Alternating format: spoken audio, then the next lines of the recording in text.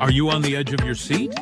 Because we're about to sound off with Kevin Williams, covering today's latest trends in location-based entertainment. Brought to you by the LBX Collective, your community to connect, engage, and inspire.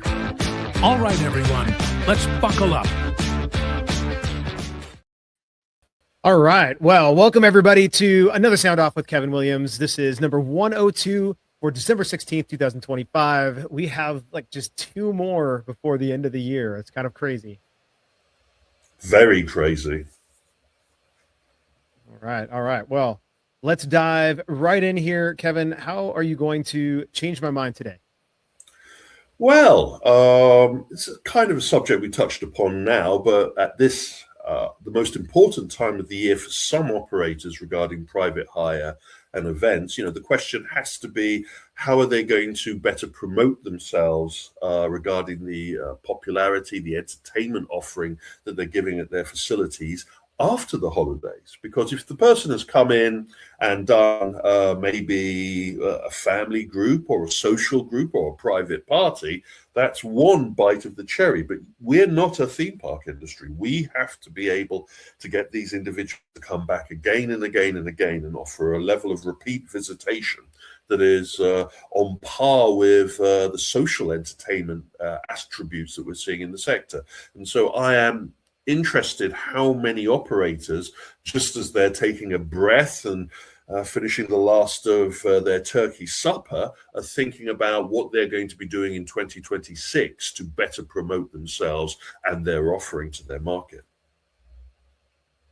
Yeah, I mean, so much of this also comes down to the naming of your facility and what you're doing and just your overall brand position, attraction position in the market. I mean, it is certainly about promotion. There's no question that they should be doing everything from social engagement, influencer marketing to potentially paid ads, SEO, working on corporate sales, outreach, direct outreach. The list could go on, but at the same time also, it's funny that you picked this one specifically, with Continue. I mean, all that, yes, is expensive, does require money and effort and time and expertise.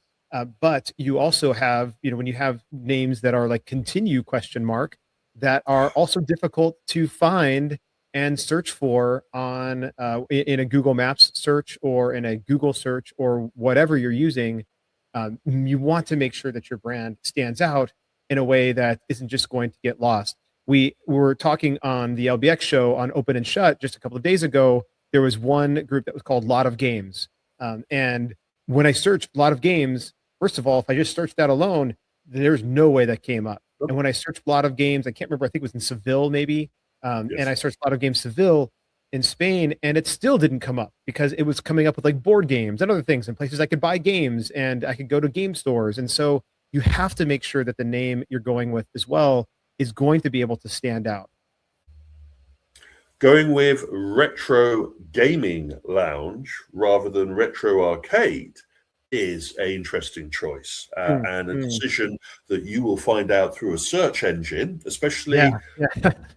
There is a difference here. The old mindset from 2000 and 2010 in the marketing and the promotion side would have said we need to have a name that's easy to search. Now, with our heads on in the 2026 market, we need to have a name that's easy to search based on the analytics of our target audience. If I say that to a couple of the C-suite guys, they won't understand what I mean. They won't understand that the person's analytics will barge in the way of a casual search that a couple of years ago, or even a decade ago, would have been an easy find. Not typing in LOT of games rather than typing in LOTS, English approach, lots of games is a major factor. That is a translational error. Putting in the word gaming into a UK amusement entertainment facility is a misunderstanding of the market. And using a question mark or any kind of formulaic keystroke at the end of a name is another problem that will cause issues. Those are just the basics. And we haven't even touched upon, do you have to paint your facility this year, literally, to make it look different? Will you have to change your brand? Will you have to change the layout of your machines? There's a lot of things before we even get to major restructural changes to a facility. Those sites that are having a really good Christmas and holiday period, and I'm from the data that we're getting, it has been a very strong private hire year for us and a seasonal year for us. That doesn't mean that next year is going to be equally as successful unless you put the energy in. Yeah, indeed. All right. Well, coming up after the quick break, we will dive into the trends. Intercard is the only cashless system designed, developed, and manufactured all under one roof. They introduced cashless technology to the amusement industry and have been leading the way for over 30 years. Cashless systems from Intercard increase customer spending, guest satisfaction, and boost revenues by up to 30%. Intercard is so proud to be serving the amusement industry, and if you aren't already part of their global family of customers, they hope you will become one soon. Thank you, Intercard, and a really busy biz for us now. Number one, the story that everybody's been talking about at the moment, which is a constantly changing landscape, is the positive offer that Netflix put in front of the board at Warner Brothers, and they accepted initially. So, seeing $82 billion thrown around here is interesting. What Netflix was actually acquiring was much more interesting. And I think a lot of the media was wrapped up in the concern of a streaming service getting into the film and IP business without understanding the bigger picture. And again, this is a criticism of the quality of the kind of media services that we have out there. And we have to be very careful how we get our information and how we evaluate our information. This wasn't the purchase of the whole of the Warner Brothers Discovery Group. The news service and some of the streaming services were not going to be part of the deal. This was going to be IP acquisition and film acquisition. And a lot of our friends in the media missed out that Netflix is already in the cinema industry through its relationship with AMC that we've talked about previously here on Sound Off.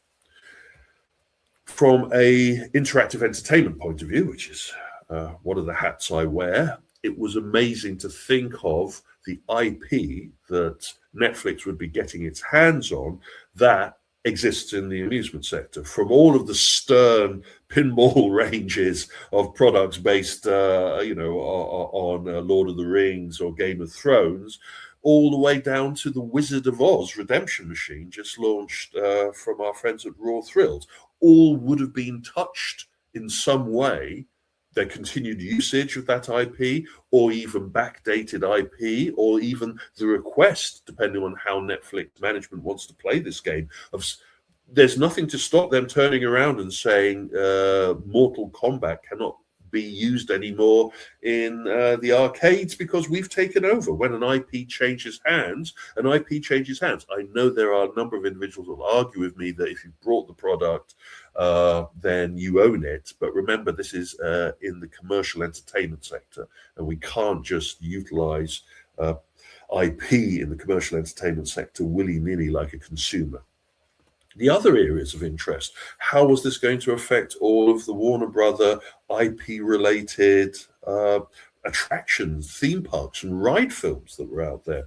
Would the King Kong ride film still be running at Universal? Would our friends at Sally still be able to run their DC-based dark ride experience? What would happen to Harry Potter? The media became a little bit expanded upon this.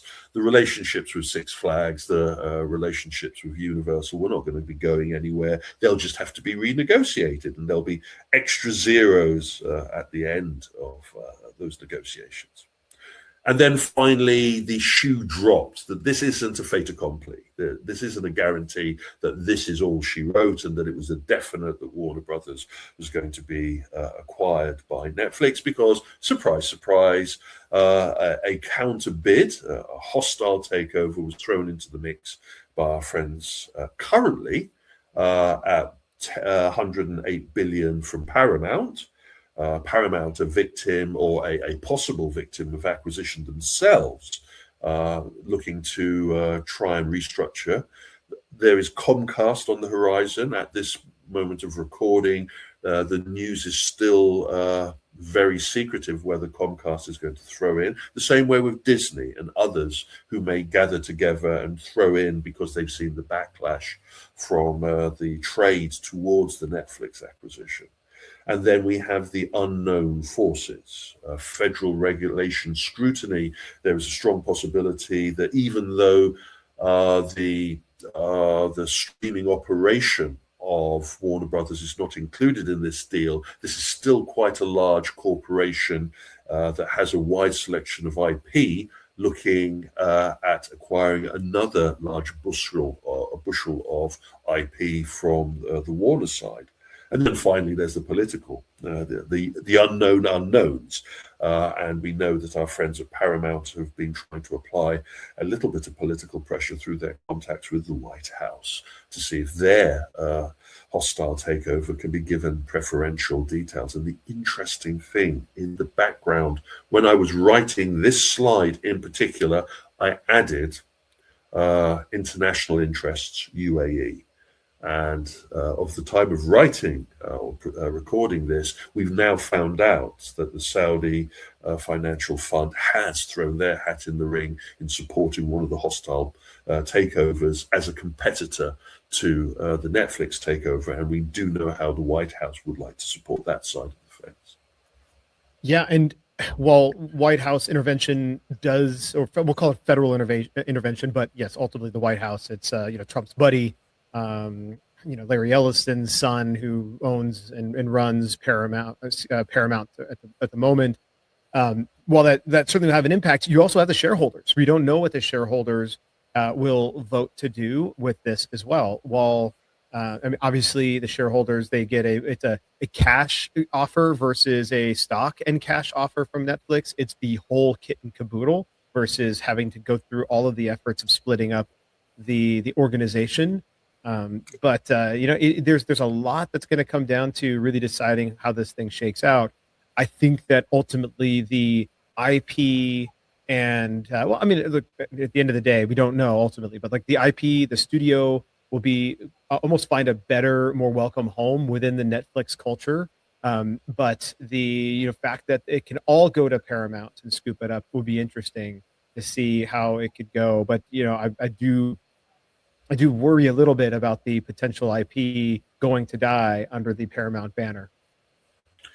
The reason I didn't include the shareholders in that list is because the C-suite at Warner Brothers has given them the hand. The shareholders do whatever they're told to do and say thank you very much. That is one of those things that if you're a dictatorial C-suite, you make sure that you load your shareholders or your key shareholders with individuals that will toe the line rather than be angsty. Something that our friends at Six Flags is beginning to understand what they should have been doing with their investment groups. I know this game's going to run and run. This isn't just going to be sorted out next year. We may be having to get into 2027 before this is fully sorted out. And I am beginning to think that from a federal point of view, a Paramount Saudi-backed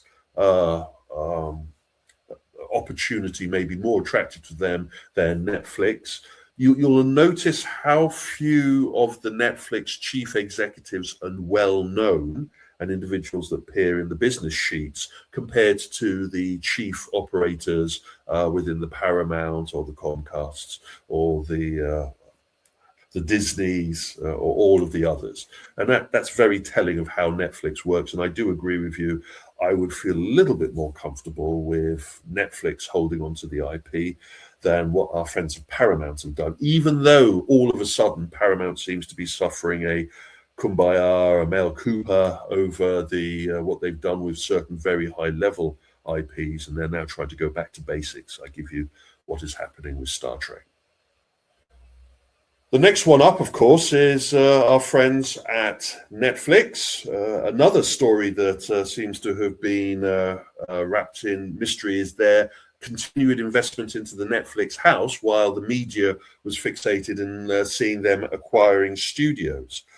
I am fascinated how the Netflix house operation has been run. And I actually have a personal opinion regarding how they have been developing this. We had obviously previously the Philadelphia facility opening that had a number, it had its 2 key attractions and it had a number of peripheral attractions. We have now the Netflix Dallas facility opening, and it is 2 key attractions based on IP, and then a more diverse peripheral selection.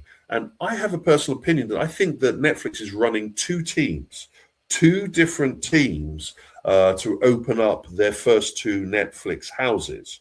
And then they're going to evaluate the information from those 2 openings and then apply it to their next opening. And that concept, that brain fart that I have passed on, has borrowed a little bit more credibility with the news that at the same time that we had about the opening of the Dallas facility, right stuck at the bottom of this coverage was the announcement that rather than 2026, 2027 is now the new opening date for the Las Vegas 3rd facility in the Netflix chain.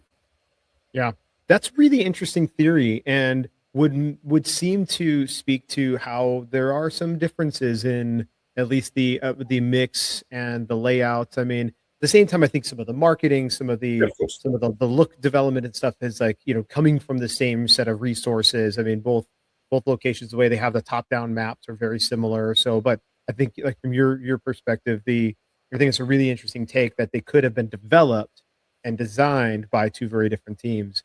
And that would also lead to, I think, the fact that and I also, so I want to back up. I do wonder if those 2 different teams also got to select which IP they worked with, or if they were given the IP to work with. Because, for example, if you're given Squid Games instead of Wednesday, you're going to have a potentially different experience. Where Squid Games very much leads to the mission room, adventure room, challenge room type scenarios that they've done with the Survive the Trials. You cannot do the same thing with the Wednesday IP. You sort of can, but it doesn't really fit with the overall makeup of that IP. And so with Squid Games, it was very naturally led into a different type of attraction than like an escape room, escape experience type attraction that you had with Wednesday.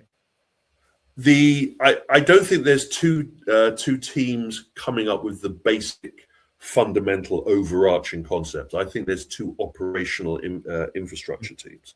I get the feeling that there is a central team that is spitting out the Wednesdays, spitting out the Squid Game, spitting out the escape, dark kinds of, which are crown jewel IPs and so have developed internally at Netflix's experience team.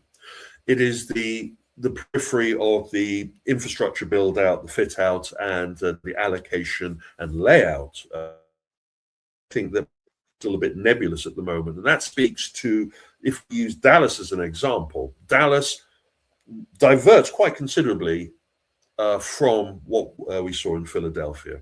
There is no VR component here. There is no sandbox VR. There is, the F&B, the food component is still the same, but we have the first appearance now of direct amusement product being placed into a Netflix house. And this is an important line in the sand, because amusement machines just dropped into a heavily themed IP environment can be lost in the mix, can fall by the wayside, and can show their limitations. And already we see 21 amusement machines placed in the Netflix replay zone. What an original name that was. And of those 21 machines, some of the selections have been a bit surprising. We have a centerpiece amusement product, which is a rethemed Pixel Games interactive floor linked to a Netflix, very loosely laid to a Netflix license, Floor is Lava. That said, they've got Floor is Lava at home. They had a relationship with Sandbox VR to create a unique Floor is Lava VR experience. You can kind of say, why didn't they have one, or why did they redevelop another?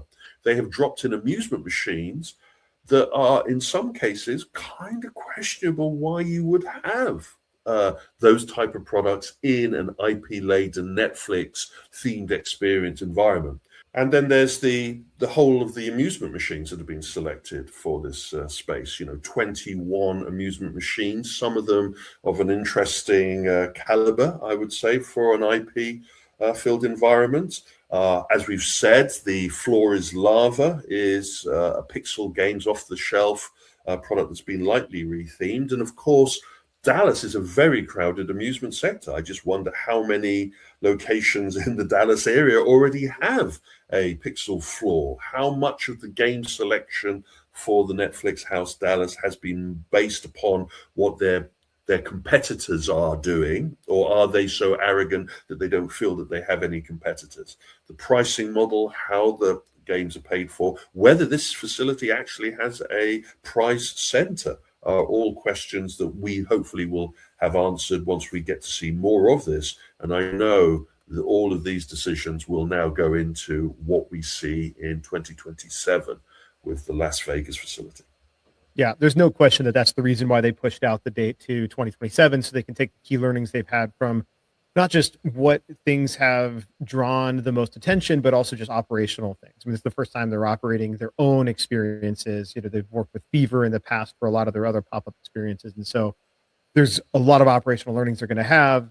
And it'll be interesting. I'm going to go check this thing out in January. So I'll be in the Dallas area in January and really look forward to popping in here and seeing what the experience is like, especially the replay experience. I really am curious how divergent it is from a standard arcade experience that you're going to get at any family entertainment center.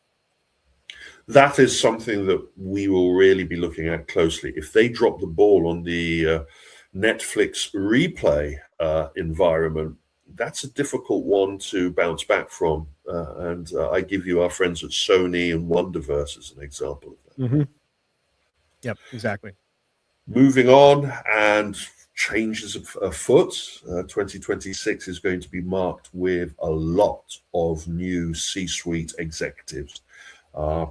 Most of the changes are now board and investor driven, feeling that there is a new pair of hands needed, that the markets have changed drastically, that there is a lot more competition than they were actually expecting.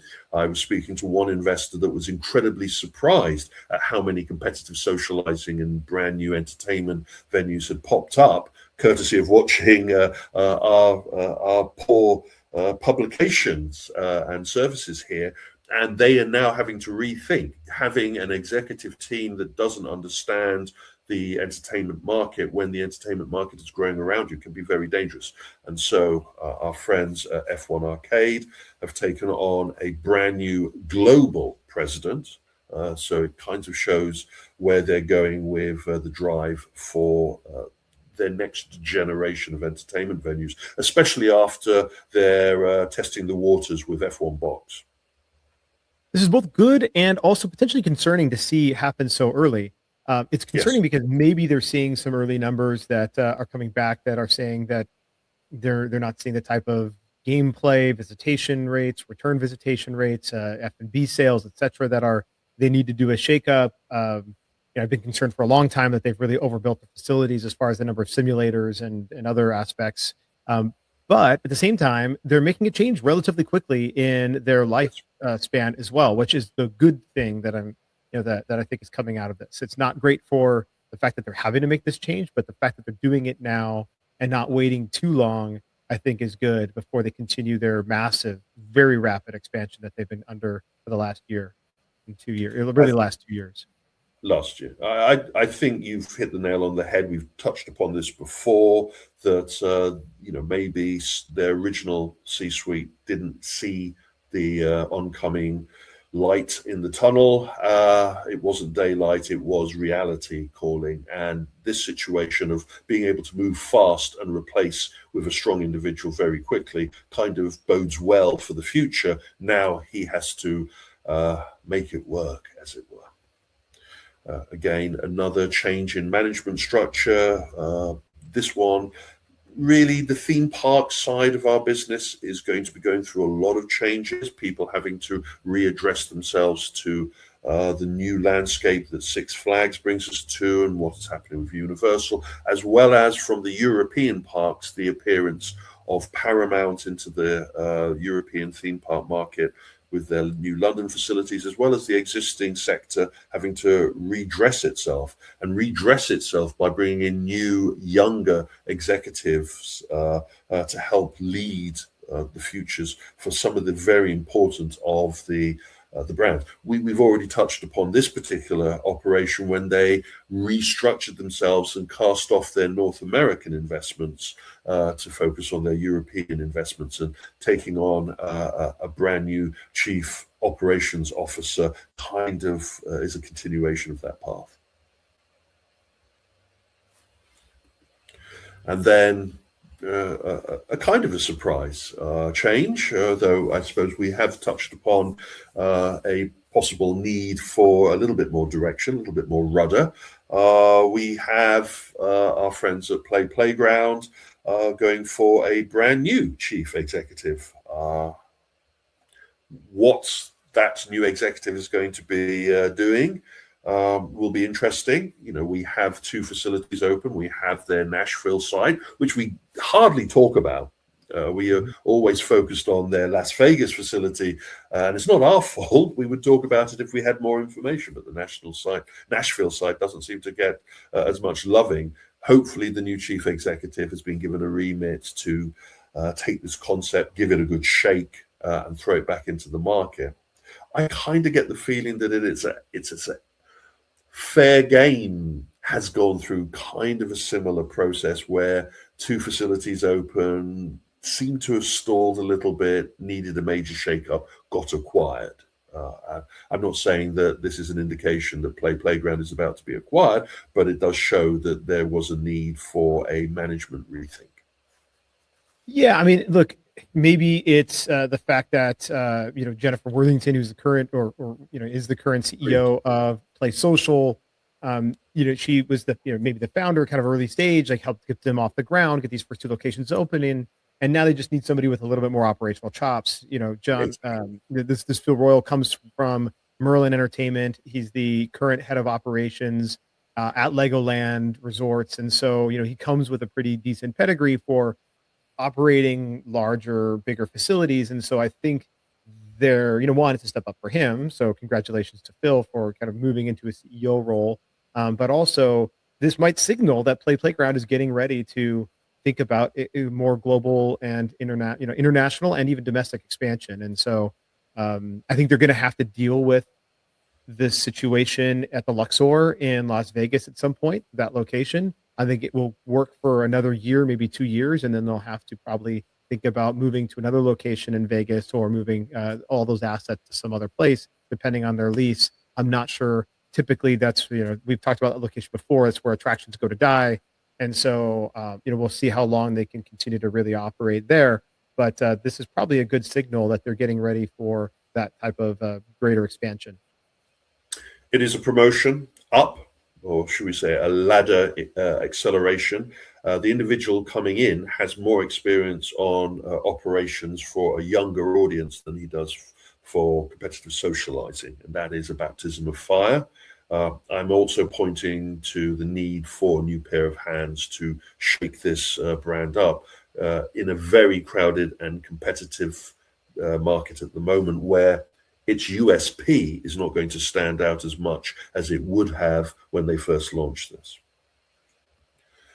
Partnerships continuing as well. Our friends at Zero Latency are now moving into Bahrain. They have found a partner to roll out a number of their free roaming arena VR experiences within this very affluent territory. It's a difficult one. And you need to have a very strong partner that gets it straight away. And so we wish them a lot of luck with this partnership, and it will be interesting to see the next phase from Zero Latency, who we're going to be touching on a little bit later. Yeah. I'll just say, I mean, it'd be interesting if these are planned to be integrated into existing facilities, other FECs, or if these are going to be standalone Zero Latencies. We've seen, I mean, like, added into resorts. It's a great added resort attraction. It's a great, added FEC attraction. They haven't been super successful in standalone installations, compared to installations where they are paired with other attractions or other hospitality, hospitality experiences like hotels and resorts? It is something I've constantly talked about Sandbox and our friends at Zero Latency, which is they're a companion attraction rather than a standalone attraction. Based upon the numbers that we have access to, we can see they always do better when they're part of a bigger mix. But that is true of many intensive immersive entertainment experiences, be it a Toca Social all the way down to a virtual reality experience. They share audience capabilities that can help promote them. This will be part of a growing, Zero Latency has to make some announcements soon about where they're going with their next stage. Now they get closer to the 200 facility number, and their franchisees from the earlier period are going to want to see a payday, as it were. Moving on and rebranding and reshaping, and Drive Shack has rebranded itself as Golf Entertainment Group. Now, I would have thought it would have going to be the other way around, that a company called Golf Entertainment Group would be rebranding itself to Drive Shack. Anyway, Golf Entertainment Group doesn't just own the Drive Shack, what I would call the top golf competitor, even though they don't have the same number of Drive Shacks as Top Golf does. They are a golfing brand. They have two. They have the Drive Shack 4 facilities. They have the Puttery, which is a non-technology infused mini golf kind of approach, and they also have interests in the golfing sector directly through their American golf courses. So this is kind of proper golf, mini golf, and shooting bays, next generation golf. And the company has read the tea leaves, as it were, and seen the shake-up in the market. And so they position themselves as Golf Entertainment Group. And we're led to believe that they have secured new investments to expand the chain. We touched upon this a couple of days ago in Open and Shut. The situation finally came to a head at Planet Play School. Thank you to our sources for feeding us the detail on this situation, because it is clear that none of the parties involved want to talk about what the hell's going on here. There is the danger that you may have turned up with your friends to go to Planet Play School only to be greeted by the close sign. I'm led to believe now that TripAdvisor is also now confirming that the New Jersey site has closed. The Hasbro licensed property here is a difficult one. It was going into a target-rich environment. There is a strong audience base within the locale of where they placed this. But what they rolled out, the final release of this particular concept, which was taken on board by a franchisee. So this is a license by a third party, not being run by Hasbro, but buying the Hasbro licenses, seemed confused. I mentioned on a number of occasions of what the Play School brand actually was, and that was what you were promoting your facility to be with Hasbro, and what was actually delivered in the facility itself was confusing. Why Transformers was in a Play School environment, or if you weren't aiming at a very young audience, why were you using the Planet Play School brand in the first place? A lot of reasons. I would love to go into a proper post-mortem, but I will need a lot more information on what's going on here, because there are multiple reasons why this New Jersey facility could have closed, be it from landlord problems, management operation problems, facility problems, to even being the wrong thing for the right market. These are all questions that need to be answered. And as long as certain executives keep their lips sealed on what's going on, the longer it will take us to be able to do that. Yeah. It is interesting because when you look at their, some of the videos that are online, barring the Transformers, which actually interesting doesn't show up at all on their promo bumper videos. Like, you never see the Transformers attraction, even though you see it obviously right there in the picture. It has a very similar experience to a Crayola experience, and yes. Crayola experience has done marginally well but Marshall.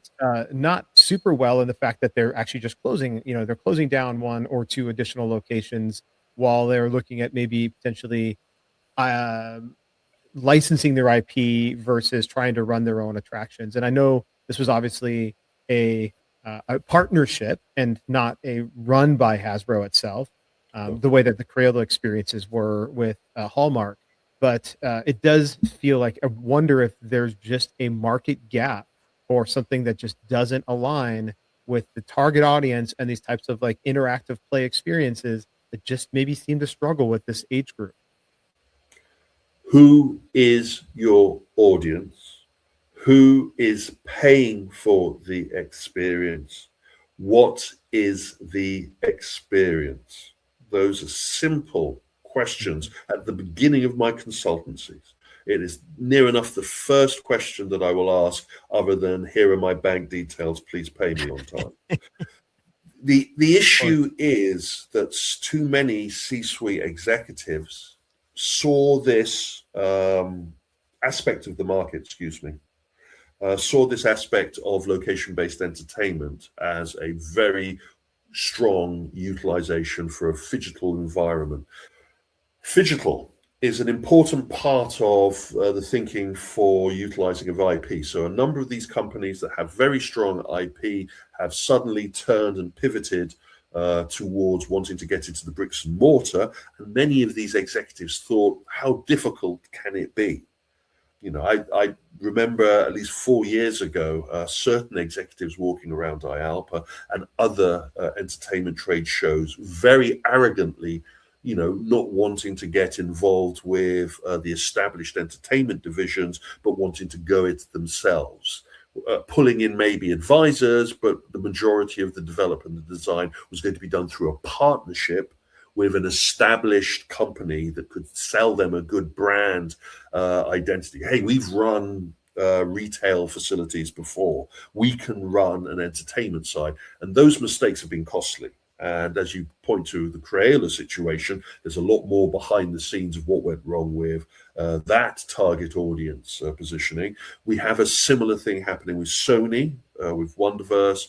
We have a similar thing happening with some of the other Hasbro and Mattel properties that have been developed by partners in the Middle East and other localities. We will be getting very close to that come to Jesus moment. The one thing I'm hoping for is that we don't have a kind of 1990s location-based entertainment boom bust, where just because the original C-suite didn't understand it, they paint all of us as a failure, rather than taking a deep breath and saying, maybe we need to get some gardeners in if we're going to try and grow a garden. Yeah, indeed. Moving on and getting some gardeners in, if you're going to get gardening, kind of brings us to the latest news of Dave & Buster's. So previously in the reportings, you could throw all of the previous management under a bus because they'd made some really big mistakes and you were going to sort that out and you'd be turning the ship round toot sweet. And then at the end of the year, you've got your next numbers and you haven't turned the ship around. One would argue that you found another iceberg to ram. This is a serious situation for Dave & Buster's. I've been privy to some more behind the scenes detail of how they've tried to address the problems and how serious the problems were that the replaced management found themselves dealing with. We could tell quite clearly during IALPA when we attended that Dave & Buster's event that they still were trying to sort out their problems. For those of us that walked around the facility at Universal Drive in Orlando, which is a flagship facility, a very prominent tourist-heavy facility, they still hadn't got to grips with how to place games, and they were still dealing with the situation with their social base.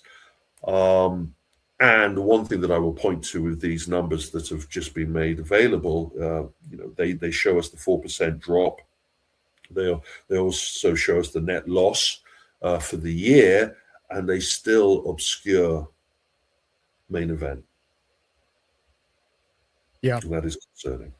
it continues to be mind-boggling that they obscure main event and it's hidden on underneath all of the Dave and Buster's, and they cannot continue to lose 10% of their revenue. Like have a 10% revenue loss every single year, and net loss anyway, right, of Yes. their total revenue. And obviously, the bigger concern here, I think, besides just the overall net loss, because that can be driven by a number of things, capital expenditures, et cetera, right?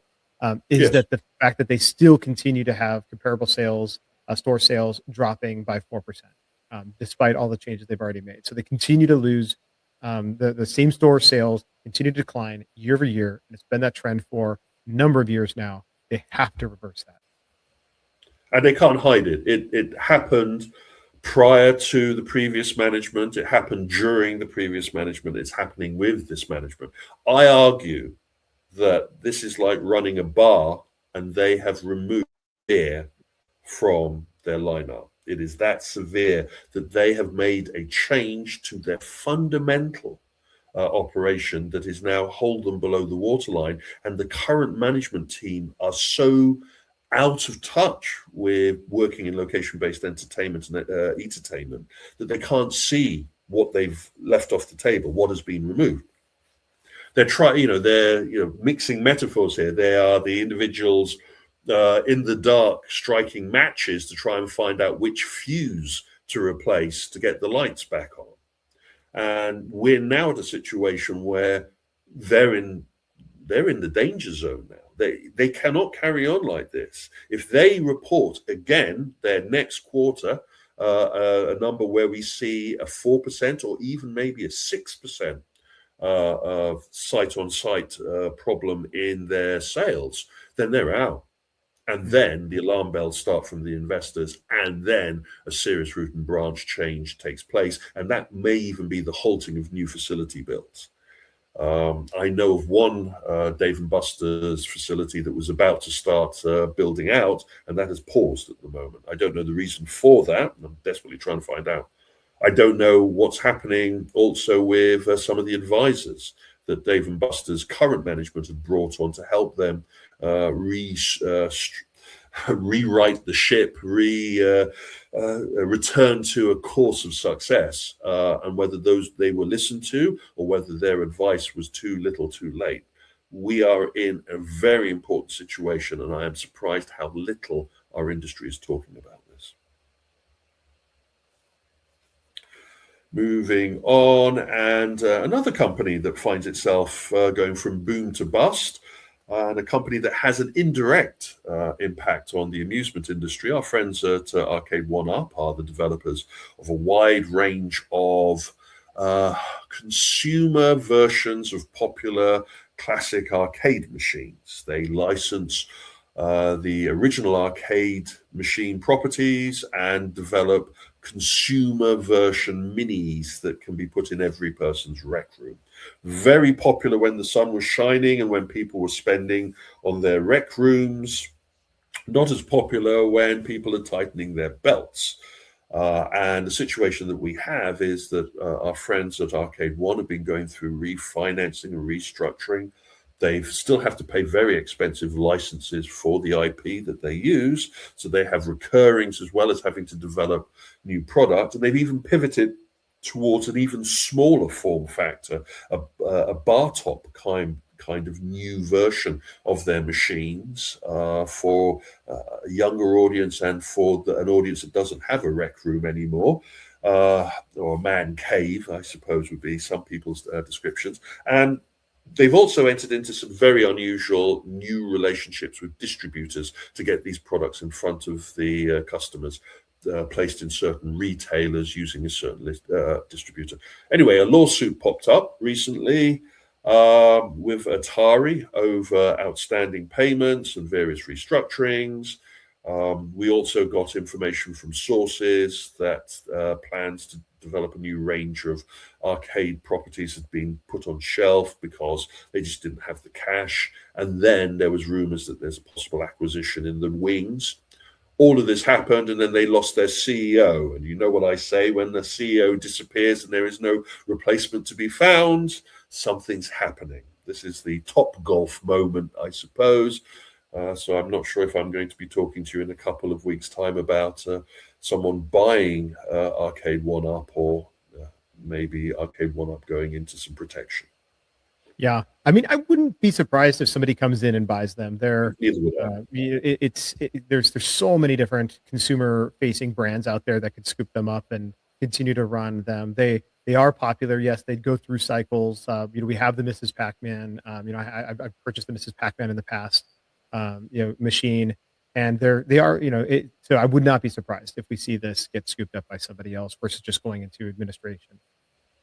I wish they'd had a management team in place that had a little bit more foresight. According to the rumors on the street, the management team was a lot more interested in Lear jets and expensive hotels than a long-term plan. That is a rumor. Again, I'm just repeating what I read on the internet.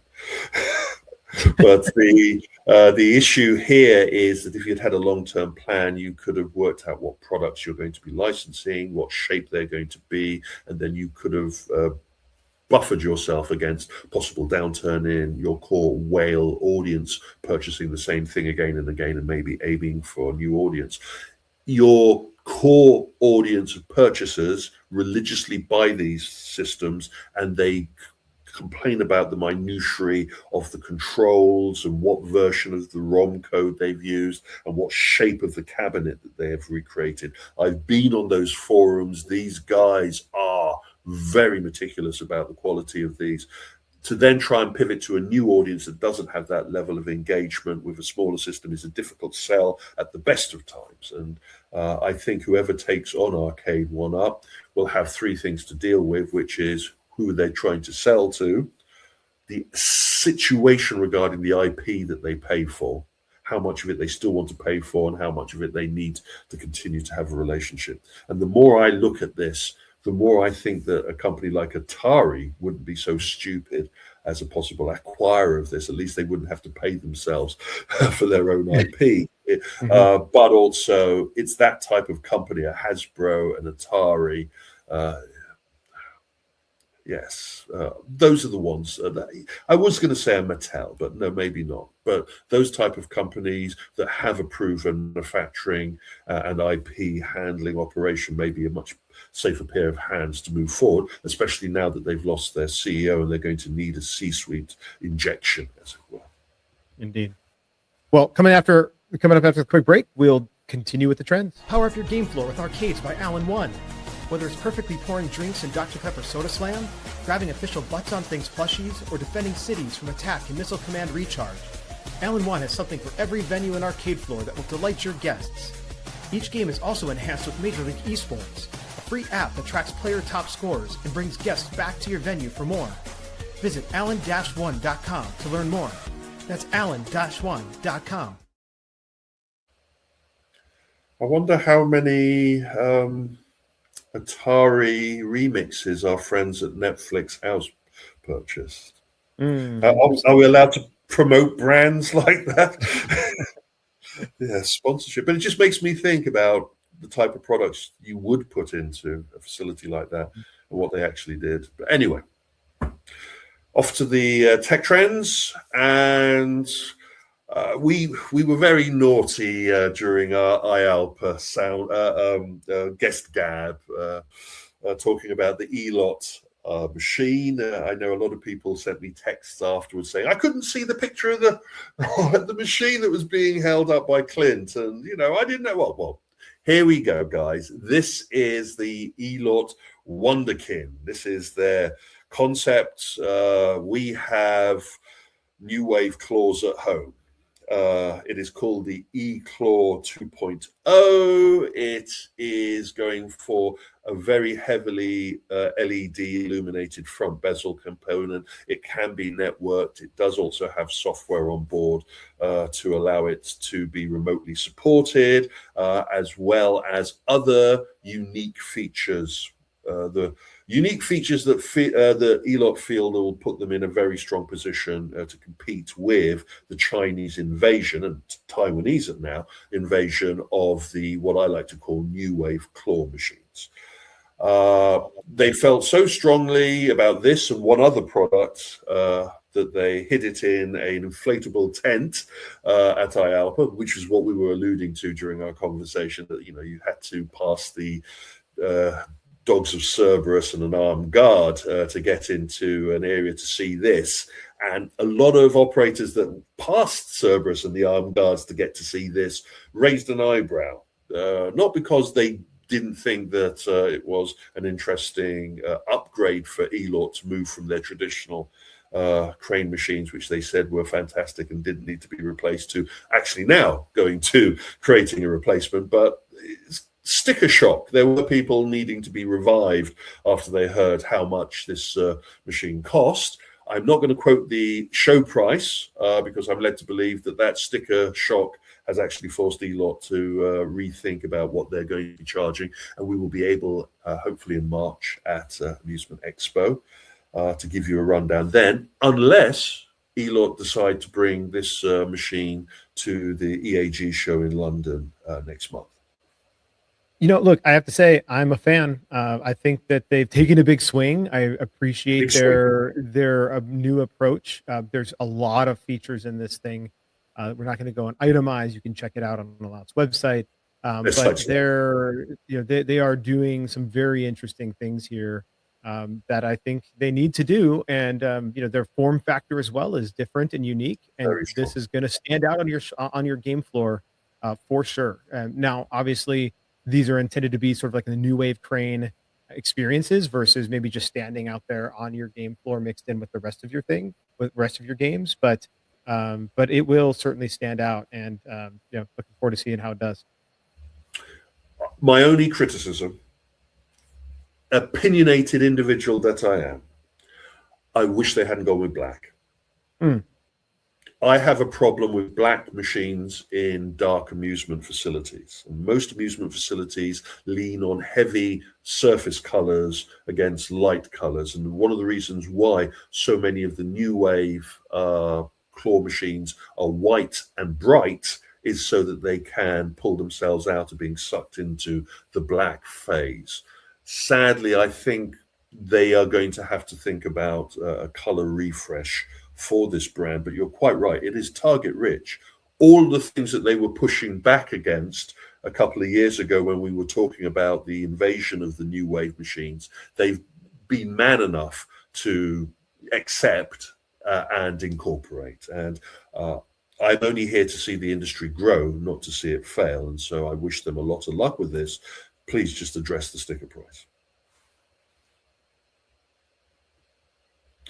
Moving on, and we have an interesting bundle of new releases just as the year ends in the what are the location-based XR market, and I'll define that a little bit more later on.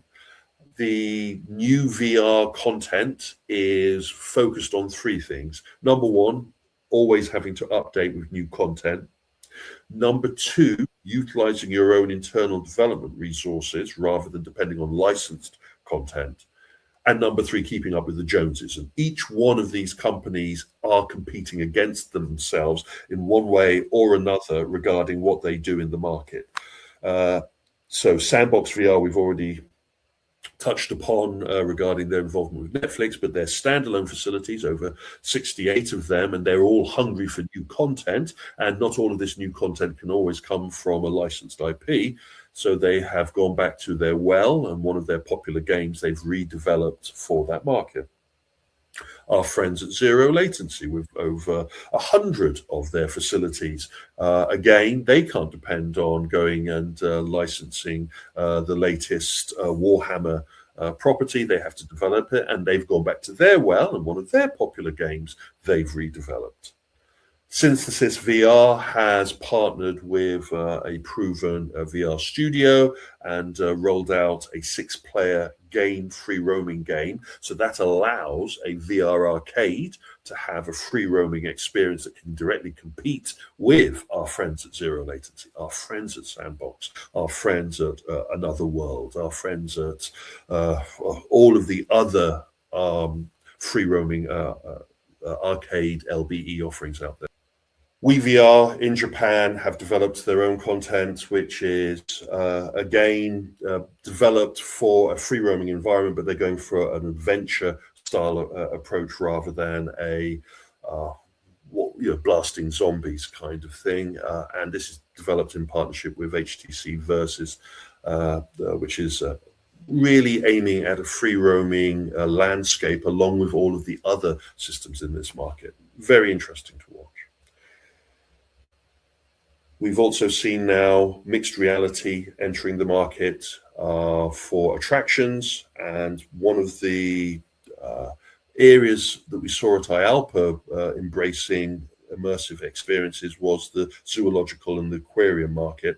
And in Spain, one of the aquarium parks has opened up a theater experience that uses virtual reality headsets, Meta Quest 3s, but they're using them in a mixed reality approach. And this is kind of what we were alluding to about nearly 10 years ago with the dream of Magic Leap of having a whale in your auditorium. Now you do have a whale in your auditorium.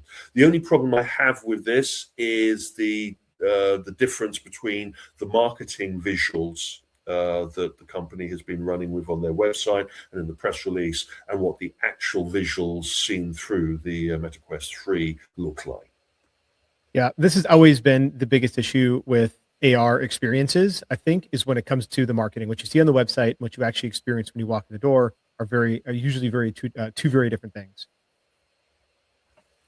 Moving on, and our friends at Meta have gone through some changes. They made an announcement, or they had an announcement leaked, and then they had to confirm it that they're going to be pulling back on their investment or their budgets into their VR side of their business, and they're now going to be focusing a lot more on their AR. This carries on from what we were stating previously. They also turned around and said that they're developing a new headset for next year, which they said will be focused at the VR and the MR sector, but then they dropped the big bombshell by saying it won't be subsidized as much as their previous.